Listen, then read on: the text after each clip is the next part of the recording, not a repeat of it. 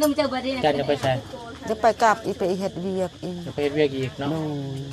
เขาว่ากะเช้าก้อนไป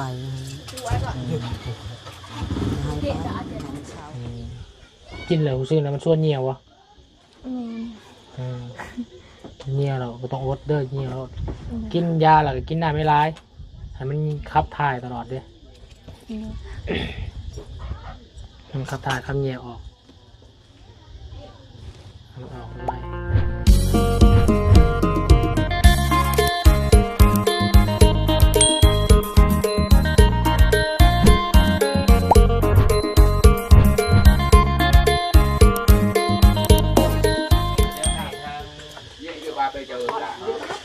สวัสดี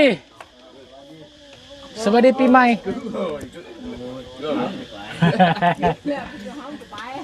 โอ้สมนุ่มสมแซวกินเมียงกินไอเมียงผสมไอยังก็น้ำไม่สมป่ะมากระถินโถมารวมกันผมพูดยังไงกินชมแซวเนาะมะหอยเป็นจันได้เสมัยนมเฮาเนาะอยู่ดีแม่งคือเก่า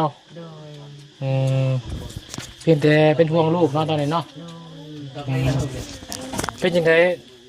ขออนุญาตได้นมได้น้องจันเพิ่นเป็นแบบนี้เป็นห่วงลูกแล้วเนาะเป็นห่วงลูกทั้งหมดเป็นนิวพ่อแม่เนี่ยบ่เคยเป็นบ่เนี่ยบ่เคยเป็นแม่ก็ไม่เคยเพิ่นเริ่มเป็นมีอาการในจักปีล่ะได้ในปีนึงแม่ก็แม่ไปกวดกับน้องหัวว่าหมักขาลังเปื้อนค่ะมันจะเป็นนิ่งแต่ชีวิตตอนไปกวดนะโดยไปพาน้องไอ้จันไปกวดเนาะมาขาลังเปื้อนมาขาลังเปื้อนเนาะโดยเด้อๆป่ะเป็นกวดในปีนึงแต่ปีที่สองมาเนี่ยเจ็บบัดเนาะเจ็บก็เป็นนิ้วบาดนี่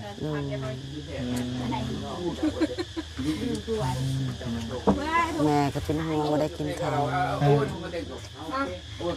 ลูกสาวแล้วเนาะเป็นนันนี่วันนี้เนี่ยเฮ็ดนักบ่ได้นี่กระจันจะประกาศแม่กับให้ไปบดีสดนุ่มเจอบดีจันจะไปใช้จะไปกลับอีไปเฮ็ดเวียกอีกจะไปเฮ็ดเวียกอีกเนาะเขาว่ากะเช้าก้อนไปให้เช้าก้อนลองคุ้มให้เรากินเบียร์แล้วโมเมนต์เราคุ้มให้เราบ่ให้เรากินเบียร์ให้เรากินยานี่แกเราไม่ได้กินท่านเนี่ยเบียร์เราเบียร์นี่เขาทำก่อนแต่ก็แม่ประกวดกับทานหม้อบ้างเนี่ยมาให้กินเบียร์มาให้กินกระทงเราก็ไม่ได้กินก็ได้เกลือมาให้กินแม่เข้มบ่ได้แม่บ่ตะบิดแม่ไปกวดมักขลังเปิดนั่นเองเราก็ไม่ได้กินเบียร์ไม่ได้กินยังพอเห็นอยู่น้องจันแล้วก็ค่อยมาเรียนมากินอยู่เป็นอย่างนั้นอาจจะซื้ออยู่นี่กับบนปีใหม่สงกรานต์เราไม่ได้ไปอยู่ในเฮือนนี่เนี่ยโดย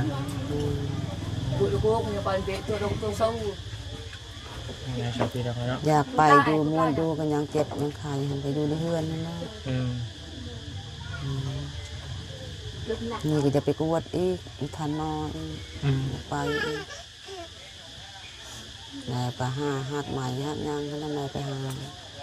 บันไดกับเขาเบาดีหันสมัยจะไปแล้วก็นะบ่าวจันเป็นคือกันบ่าวจันนี่แหละเราเจ็บมาครั้งกันเจ็บมาหลายปีแล้วเราก็ได้เราก็ไปกินยาช่วงเราไปกินยาอยู่หมออยู่คลินิกอยู่ซีโน่นี่ได้ยามาเรากินทั้งกินยาเนี่ยกินหักใหม่เนี่ยแล้วก็สีดียังเลยพี่น้องกินยาที่หมอให้มากับกินตลอดแล้วมันก็ออกเองมันลุดออกมาเงี่ยวอันนี้ก็จะไปทำยาเราจันเบาทานหมอไปทานหมออยู่ซีโน่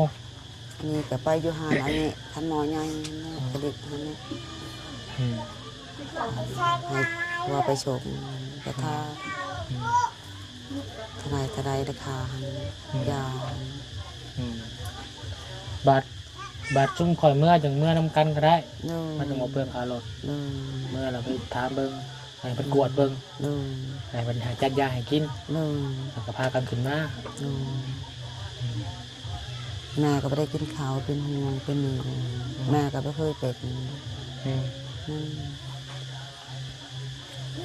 นั่น นั่นแหละพี่น้อง นั่น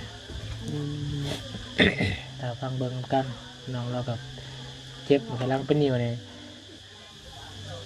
คืออาการของเราของลุงจันทร์บ่ลุงจันทร์เราเจ็บนี่บ่จันทร์เราเจ็บนี่ช่วงยามกลางคืน โดยอันนี้คือการหันทุกบ่เป็นเลย เจ็บแห้งมือ มี น่ะ แต่ชาวเตงหยอกับชาวจัดกับชาวหัวน่ะหยอดุก อืม เว ยาม ลา คื น น อ เนาะ นโดยโดย ยามคืนนี่เจ็บแห้ง โดย จนไห้หมดแล้วเนาะ จนให้ให้เลย คือลุงจันทร์คือกันตอนเราเจ็บอยู่ในเรือนแล้วน่ะเราก็โทรหาข่อยแล้วใครขับรถไปเซโน่ปุ๊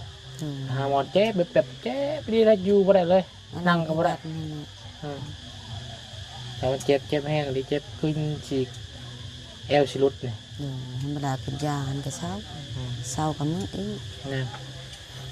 เราจะมันออกมันรุดออกปุ๊ อืม มันมีลาอยู่ยาหักษาหรือว่าละลายนิ้วนี่มีหลายอย่างมันอยู่ที่ว่าคนที่เขาถือตัวใดกันคนที่เขาจะกินถือตัวใดมันมีหลายอย่างยา แม่หัวใจให้เราเป็นหนึ่ง ทางผูเป็นพออยู่ในได้พากันไปเยี่ยมอยู่บ่ โดย เป็นอยู่ดีไม่แห้งบ่ โดยว่ามื้ออื่นนั่นแหละหัวกับจันไปเยี่ยมเลยรถได้บ่ได้ไปเยี่ยมไปชงข้าวไปชงนั่งไปหาพักไปเอาพักไปหาไปเห็นก็ได้แหละเดือนนึงบ่ได้ไปเยี่ยมเขาก็ออกเฮ็ดเวียกแล้ว เฮ้ยเดี๋ยวมาเอ้ยมาดูว่าเดี๋ยว แล้วทางบางคนกับไม่มีโอกาสมาเยี่ยมมาแวะนะฮะน้องคนมันพี่น้องเนาะเพราะว่ามาหาครอบครัวน้องแสงจันทร์อยู่บ้านหนองไส้แต่ว่าเราไม่อยู่ก็เลยมาแวะเยี่ยมยามน้องจันทร์เลยพี่น้องเขาไปจะได้แน่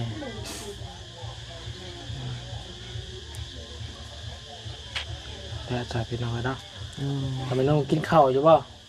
ไม่ได้กินข้าว ข้าวกินน้ำแล้วจะนอนเมื่อยไปไหนไปนี่มากยาก กินอยู่หน่อยเดียวนะ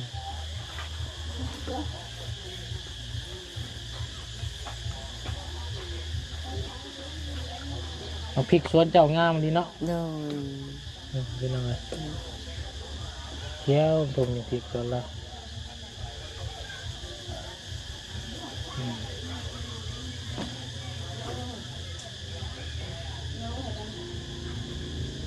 อยู่บ้านเฮาก็กินหักไม้เขาว่าเช้าอยู่บ้านยังเขาว่าอยู่บ้านจักบ้านชรากันนี่ก็ว่ามียาหักไม้กินมันเปื่อยอยู่หั่น บางคนก็กินหางไม้กับเช้า โดย บางคนก็ต้มหวาน โดย ต้มหวานกินเช้า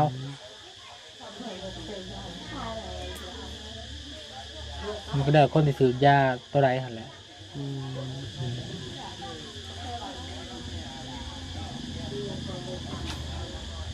พี่น้องเลยนะการสู้ๆด้วยแม่นุ่มเด้อ โดย ทางบนเป็นกำลังใจให้ทางดูเป็นกำลังใจอีกแรงหนึ่งพี่น้องเนาะน้ำก็ให้เรากินน้ำสะอาดก่อนส่วง โด เลย ย เด้อ ซื้อนี่จะไหนก็ซื้ออีกก็ซื้อ ซื้อตุกใหญ่ก็ได้ มันบ่มีอยู่นี่อยู่นอกอันก็มีอันนี้ กับให้เรากินน้ำไม่ลาย โดย กินลายเขาเที่ยวเหี่ยวเขากินยาเหี่ยวกินน้ำกินยาหลายกินน้ำไม่ลายแล้วกับมือ1-2 ลิตร โดย เหี่ยวออกมันก็สิออกน้ำ วันนี้ก็ดูบอกอันนี้ก็ซื้อน้ำ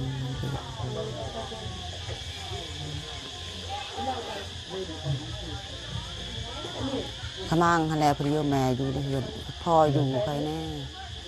หักไม้อยู่นี่อยู่นั่น เนาะ มีก็เพลียวมา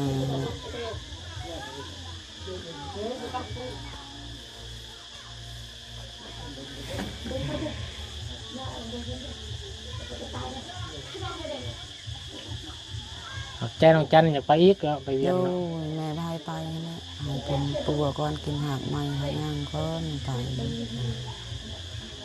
มีบริษัทไปก็เจ็บคือกันนั่นแหละเฮ็ดเวียกนั่น นั่นล่ะ ก็นางคือเก่าหั่นน่ะก็เจ็บนี่ก็นอนก็บ่เป็นดุกนั่นแหละให้เขาย่อ อืม แล้วนอนกลางคืน อืม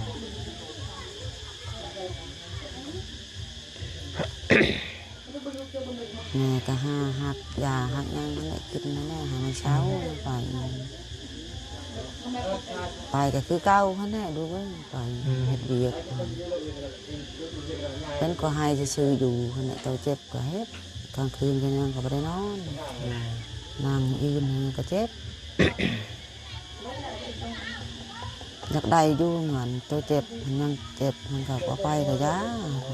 แม่นและสำหาเงินป่วยเจ้าของเนาะ โดย มันก็บ่คุมมันได้เนาะ มันบ่ได้เจ็บบ่ได้ไข้ก็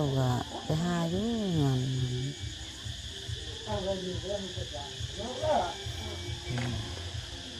ถ้าชาเดินลงไปเล่นน้องว่าน้องจันก่อนได้ไหมได้ โอ้ยสบาย แล้วก็กินข้าวกันได้ โดย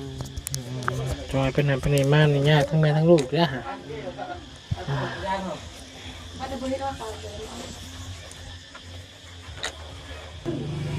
เดี๋ยวละ สบายดี สบายดีสบายน้องจันเป็นแน่แน่เนาะกลางคืนน่ะเจ็บบ่ บางเธอก็เจ็บแหน่บางเธอก็เจ็บ เจ็บนี่เจ็บแบบแห้งแบบลุกบ่ได้เลยบ่ ก็บอกกันนั้น บ่ปานนั้นเนาะ เจ็บออกหอนๆนี่นะ บ่ถึงขนาดเป็นคือของเบาจันคือของเบาจันเนี่ยตอนเรายังเป็นนี่เราเจ็บนี่เราลุกบ่ได้เลย อืม แบบนี้ แต่น้องนี่ก็ยังดุได้อยู่ ขอเรือเราเป็นเนี่ยขอพาเราไปห้องหมอทุกเทื่อราคาลดบ่ได้เด้ลูกแม่ก็บ่ได้นั่นน่ะมันเจ๊คือมันสิแค่เขาสิขาดอยู่นะเอาว่านะมันปวดบ่ถึงน่องบ่ถึงขนาดฮอดขั้นตอนฮอดขั้นถึงขนาดนั้นหั่นนะมันยังน้อยอยู่ยังกำลังเริ่ม อืม ของเราน่ะมันใหญ่แห้งเลย อืม มันใหญ่แห้ง สำได้บ่ ก็จะซ้ำนี่แหละมิดหอยนี่มิดหอยนี่ นี่ สำอยู่ บ่ซ้ำตัวขาวนี่ ก็น้องดิสำนี่ ซ้ำผู้ซ้ำนี่ก้อยพี่ สำนี่ปล่อยผม ว่า น่าจะแม่ที่บอกเขาจะไปตรวจมาเนาะซ้ำลูก ไงแห้งนี่สิเนาะ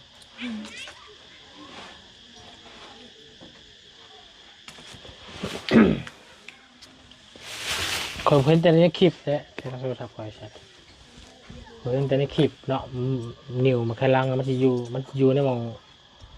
ชัวร์นี่เป็นมาไขลังเฮาเนาะนี่มันสิมีท่อออกมานี่เด้มันสิตันอยู่นี่ตันอยู่ในท่อเฮาระบายน้ำเด้ถ้ามันนิ้วมันตันแล้วมันน้ำมันไหลบ่สะดวกนะมันไขลังทำงานบ่สะดวกมันก็ตันก็เจ็บเพราะนั่นนะเขาว่าเนาะ เอาตัวนั้นออกได้ก็ดีพี่น้อง กินยาเนี่ยจักมื้อแหละยาต้มน่ะ เกือบทิศนึง อืมกินแล้วรู้สึกนะมันส่วนเหี่ยววะ แม่ อืมเหี่ยวเราบ่ต้องอดเด้อเหี่ยวเรากินยาแล้วก็กินได้ไม่ร้ายให้มันขับถ่ายตลอดเด้อมันขับถ่ายขับเหี่ยวออกให้มันออกไวๆแต่ถ้าที่นี่ก็กินยาต้มเนี่ยยาพื้นเมืองเนี่ยตอนบอจันเป็นเนี่ยเรากินหวานน้ำไรเราต้มหวาน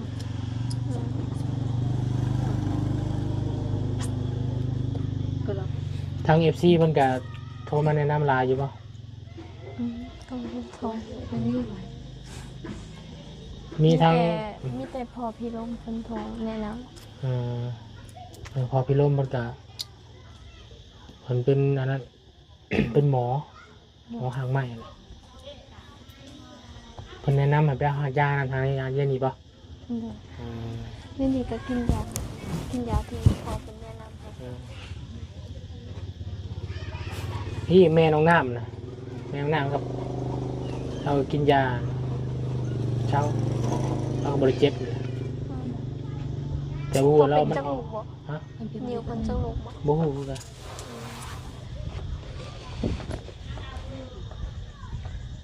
ของเจ้า2 ลูกวะ 3 3 ลูกพวก เหนื่อยยันเท้า เป็นลายแค่นี้เนาะ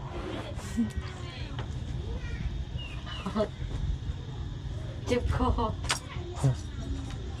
เป็นลายแท้อาจารย์เอ้ยคนตัวน้อยอะเป็นนิ้วเนาะลายแท้นี่น้องนี่ชีวิตจะเป็นน้องกินอย่างเดียวนะ มีแต่กินหอยอย่างเดียว มันกินหอยอย่างเดียวน้องเต็งพี่น้องเนาะ เป็นที่ไหนคอยเหี่ยวบ่ออกเนาะ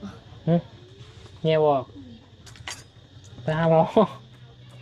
แต่สิพาอาจารย์ไปนี่แหละแต่ว่าอาจารย์ยังขาเรียก อืม คนยังเรียกคนจะไป เงียบอกจักมือเลย ถ้าเกิดเป็นอย่างนี้เนาะแต่ว่าเป็นแต่โดดแล้ว อืม 3-4 เดือนมันก็เป็นอีก อืม ต้องไปกินยาตลอด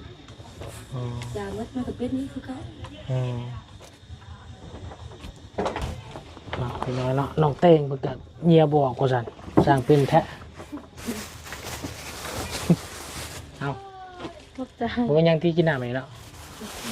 น้ำมันฉีดบ่ยังเนาะ ได้ มีอ้ายเพิ่นอยู่ทั้งฝั่งไทยเพิ่นก็ส่งหาบ่วนตลอดอยู่ว่าโอ้จะได้น้องหัวกับน้องจันไปเฮ็ดเวียกอยู่จังแหละอยู่ใกล้นะแถวมุกแถวนี่เฮานี่ข้ามสวรรค์เขตไปแล้วเป็นมุกดาหารแล้วแถวกาฬสินธุ์อีหยังนี่นะแต่ว่าน้องเพิ่นก็บ่สะดวกเนาะอีหยังหมอนั่นก็เจ็บ ไปใกล้ก็บ่ได้เนาะคือว่าจะไปเวียงวะแม่หมอยไปแม่นบ่จะไปเฮ็ดเวียกอีก โดยว่ากันแม่ไปก็ว่าสิลงอื่น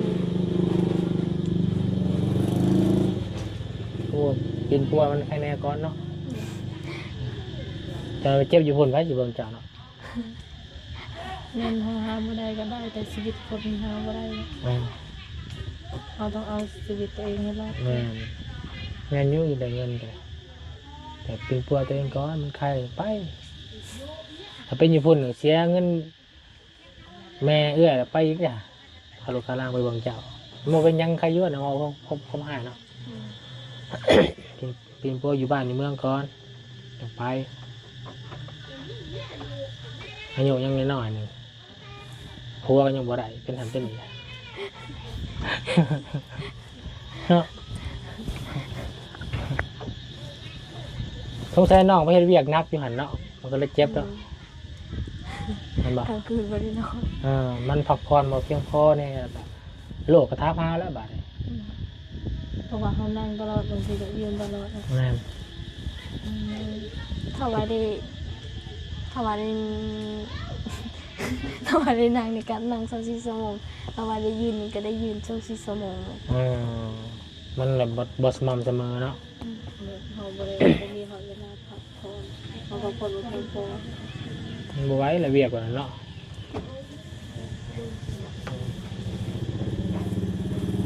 ได้นอนกลางคืนก็ประมาณ12 โมงหรือว่า1 โมง 2 โมงถ้าเขาไม่ได้คลายเครื่องก็ประมาณ11 โมง 12 โมง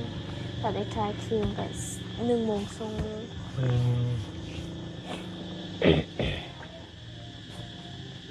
จะเฮ็ดเวียกขายทางออนไลน์ได้หรือเปล่า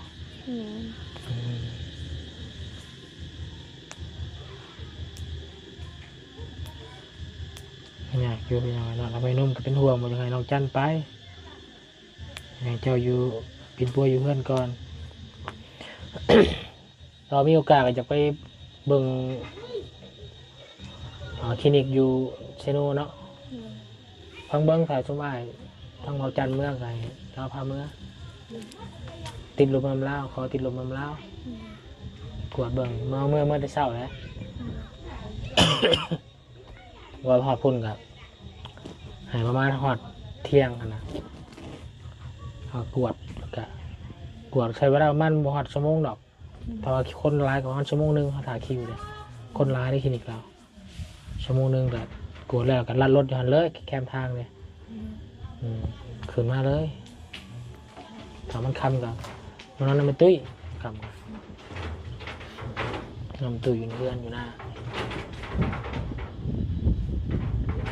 ใส่หัวไปหรือว่าให้แม่ไปกับ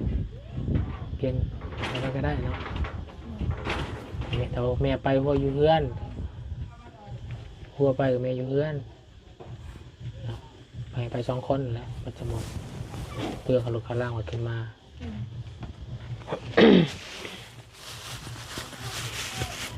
ลองเบิ้งพี่น้องเราไปกอดเบิ้งเรากินยาเบิ้งอยู่คลินิกที่ว่าบาจันเคยไปปวดและรักษาเพื่อมันเศร้าหาอากาศหนาวๆเนี่ยเจ็บได้อากาศเย็นมันเจ็บกำลังนิ่วกำลังอากาศเย็นแล้วมันเจ็บรถตะกี้ไปอัมราตลอดบาจันขับรถให้ล่ากี่เวลาเรานั่งโดนแล้วมันเจ็บกับเวลากินพิษเรากินเบียร์กินยังถ้าเรากินเวลาเรายาตัวนั้นเราใส่เวลาต้นบอกจริงๆประมาณเกือบ2 เดือนบอกอย่างนี้กินยาระเบิดอะไรไปต่อเราบดไปต่อแล้วเจ็บประมาณ2 เดือนไปปลายแหละเรากินเองเพราะว่ากินยาตัวนั้นมันเราลงไปเอาอีกมั้งแล้วเสียยาตัวหนึ่งเท่าไหร่ประมาณ2 ล้านก็ได้ชุด1 2กินหรือว่า1.7 หรือ2 ล้านมาเลยแต่มันล้ายาน่ะกินเกือบเป็นเดือนไปแล้วกรอบหนึ่งกินหลายอย่างอยู่ครับเราบ้างเนาะจะได้ยังไงมันเศร้ากับลาก็ต้องกินมันจำเป็นแล้วเนาะกินอะไรไม่ไรเอาก็เงี่ยวพร้อมได้อย่ามาอดบางทีนี่คือว่าจันเราเจ็บเรากินแล้วก็เราไปเงี่ยวเอาไม่เงี่ยวแล้วมันเราคือเงี่ยวพอออกเลยเพราะมันออกน้ำเงี่ยวเราเด้มันไปตันหูทอเงี่ยวเราน่ะแล้วก็เบ่งแหละเบ่งคือฉอกลูกเลยออกก็ไม่อยากเครื่องเขาจะถ่ายนะมันบ่ออกเลยมันตันเลยเจ็บในทอเงี่ยวเราเจ็บเราว่าสมัครกระทันในมากระทันหน่อยทำเอาเลยถ้ามันออกมาคือก้อนหินก่อนมันสียังบอกมันจะออกขาวๆปนดำเลยสีน้ำตาลแน่มันเป็นสารที่ว่าสารเขากินอย่างลูกนึงสำนีบอกสำเนียงปะนั้นสำเนียงกระทันในมากระทันในมากระทันน้อยนะมากระทันใหญ่ไหนแล้วก็ห่อใส่ทิชชู่ไว้แล้วไม่คอยเบิ่งเขาไปแกเบิ่งมันก็แข็งได้คือกีนได้คือกีนในเซียนี่แต่ถ้าเขากินสารอาหารเข้าไปมันสะสมเลยมันอยู่ในอาหารก็ยังเงิดมันอยู่ในร่างกายอะไรจังไงเนาะเขากินนะเนาะกินนั่นกินนี่ไปแล้วมันแนวมันเปื่อนแนวเปื่อน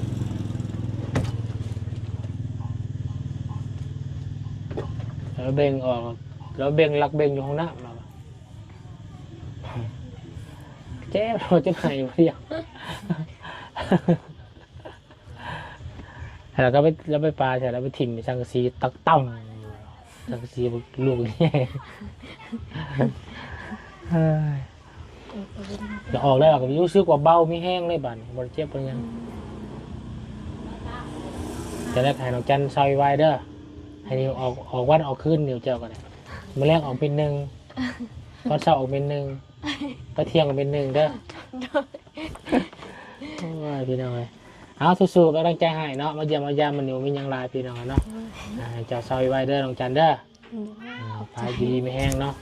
ปลาดีสบายดีปลาสาพี่น้องเนาะวิคลิปนี่แกว่ามียังลายเนาะมาเยี่ยมยามน้องจันกับน้องหัวเนาะมา เผื่อมีแนวจากซอยได้พี่น้องเนาะ แนะนำกันแนะนำน้องเพิ่นเนาะเพอช่วงนี้ก็บ่เบิ่งกันช่วงนี้สิเบิ่งช่วงใดน้องจันเนาะยามเจ็บยามป่วยพี่น้องเฮาแนะนำได้เฮาก็แนะนำไปแต่ว่าแนะนำบ่ให้กินเหล้ากินเบียร์กินเนี่ยมันแสลงหั่นแหละเนาะที่หมอเพิ่นบอกว่ากินก็บ่ต้องกินเนาะไปโอเคอยู่ดีไม่แห้งบ๊ายบาย โดย ไปพี่น้องสบายดีเด้อพี่น้องเด้อ